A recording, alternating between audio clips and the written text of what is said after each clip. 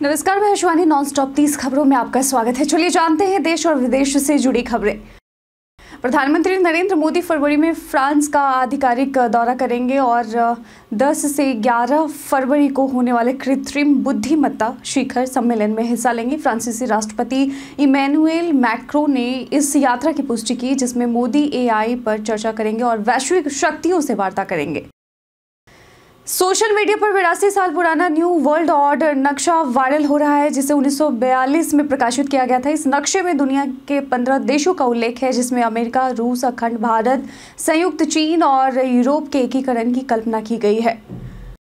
NEET के बिना भी मेडिकल क्षेत्र में कई करियर विकल्प हैं। BSc nursing, bachelor of physiotherapy, pharmacy, medical lab technology, psychology और बायोटेक्नोलॉजी जैसे कोर्स से आप अच्छी सैलरी और करियर बना सकते हैं। इन कोर्स में प्रवेश के लिए नीट की आवश्यकता नहीं होती। पीएम किसान योजना के तहत किसानों को मिलने वाली 6,000 रुपये की मदद को बढ़ाकर 10,000 रुपये करने की उम्मीद है। यह ऐलान 1 फरवरी 2025 को पेश होने वाले केंद्रीय बजट में हो सकता है, जिससे किसानों की आर्थिक स्थिति मजबूत हो सकती है। गुरुग्राम में डीएलएफ द्वारा विकसित द डहलियास प्रोजेक्ट में 80,000 रुपये प्रति वर्ग फीट की दर से अपार्टमेंट्स की कीमत 100 करोड़ रुपए तक पहुंच सकती है। इस प्रोजेक्ट में 400 अल्ट्रा लग्जरी अपार्टमेंट्स होंगे, जो भारत का सबसे महंगा रेजिडेंशियल प्रोजेक्ट होगा। प्रधानमंत्री नरेंद्र मोदी ने एक पॉडकास्ट में कहा कि उनके रिस्क लेने की क्षमता का पूरा इस्तेमाल होना अभी बाकी है। उन्होंने शांति के पक्ष में भारत के रुख को स्पष्ट करते हुए कहा कि भारत दुनिया में बिना दोगलेपन के सटीक रुख अपनाता है। प्रधानमंत्री नरेंद्र मोदी ने निखिल कामत के पॉडकास्ट में 2005 में अमेरिकी वीजा खारिज होने पर प्रतिक्रिया दी। कहा कि भारत का समय है। उन्होंने भारत की बढ़ती तकनीकी और प्रशासनिक ताकत, मिनिमम गवर्नमेंट की नीतियों और वैश्विक शांति प्रयासों पर भी चर्चा की। प्रधानमंत्री नरेंद्र मोदी ने अयोध्या में रामलला की प्राण प्रतिष्ठा की पहली वर्षगांठ पर देशवासियों को शुभकामनाएं दी। 11 से 13 जनवरी तक अयोध्या में 3 दिवसीय सांस्कृतिक और धार्मिक कार्यक्रम होंगे, जिसमें प्रसिद्ध कलाकारों की प्रस्तुतियां और धार्मिक अनुष्ठान होंगे। L&T chairman S.N. सुब्रमण्यम के 90 घंटे काम करने के बयान पर विवाद खड़ा हो गया। कर्मचारियों की कार्यक्षमता और मानसिक स्वास्थ्य पर असर डालने का आरोप लगा है। विशेषज्ञों ने 8 से 10 घंटे काम करने की सलाह दी है, ताकि व्यक्तिगत जीवन और उत्पादकता संतुलित रह सके। उत्तर भारत में ठंड बढ़ने से कई राज्यों में कोहरे के साथ बारिश का अलर्ट जारी किया गया। पश्चिमी विक्षोभ के कारण हिमाचल, जम्मू कश्मीर, पंजाब और हरियाणा में बर्फबारी और बारिश होगी। दिल्ली एनसीआर में भी ठंड बढ़ी और 10 से 12 जनवरी तक बारिश की संभावना जताई गई है। 2024 में कैंसर मरीजों ने सबसे ज्यादा हेल्थ इंश्योरेंस क्लेम किए हैं। अस्पताल भर्ती होकर क्लेम करने की दर 12% बढ़ी है। महिलाओं में कैंसर का खतरा पुरुषों से ज्यादा है, जबकि कार्डियक क्लेम पुरुषों में अधिक पाए गए हैं। कोविड के बाद बीमारियों में वृद्धि हुई है। 11 जनवरी 2025 को पेट्रोलियम कंपनियों ने पेट्रोल और डीजल की नई कीमतें जारी की। दिल्ली, मुंबई, कोलकाता और चेन्नई में तेल की कीमतों में कोई बदलाव नहीं हुआ। बिहार, झारखंड और उत्तर प्रदेश में पेट्रोल डीजल की कीमतें राज्यवार अलग अलग है।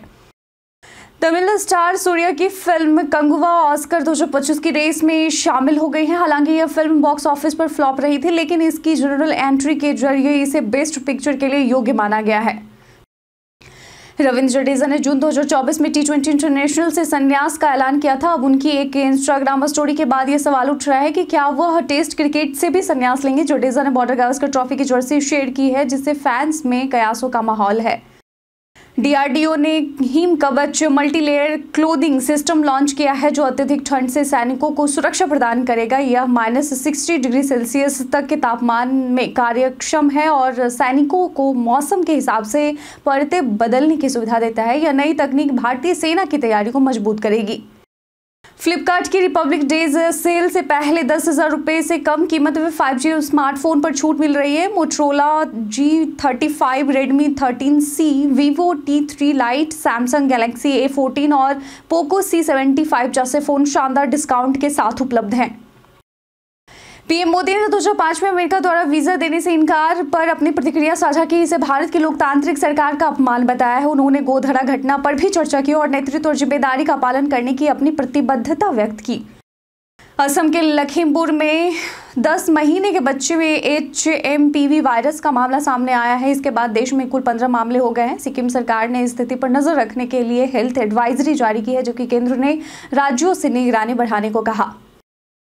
TRAI ने 2024 के स्वतंत्र ड्राइव टेस्ट के परिणाम जारी किए, जिसमें दिल्ली, जयपुर, अहमदनगर और हैदराबाद में प्रमुख टेलीकॉम कंपनियों का नेटवर्क प्रदर्शन जांचा गया। जियो और एयरटेल ने बेहतर वॉइस कॉल सेटअप और डेटा स्पीड दर्ज की, जबकि BSNL और VIL का प्रदर्शन अपेक्षाकृत कमजोर था। 11 से 15 जनवरी तक विभिन्न राज्यों में बैंक अवकाश रहेगा। दूसरे शनिवार, रविवार और त्योहार के कारण बैंक बंद रहेंगे।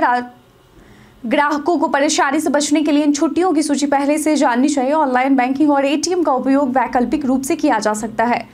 बॉलीवुड अभिनेता टिकू तलसानिया को हार्ट अटैक आया और उन्हें अस्पताल में भर्ती कराया गया। उनकी हालत गंभीर बताई गई और हालांकि उनकी सेहत पर अभी तक कोई अपडेट नहीं आया। फैंस उनके जल्दी ठीक होने की दुआ कर रहे हैं।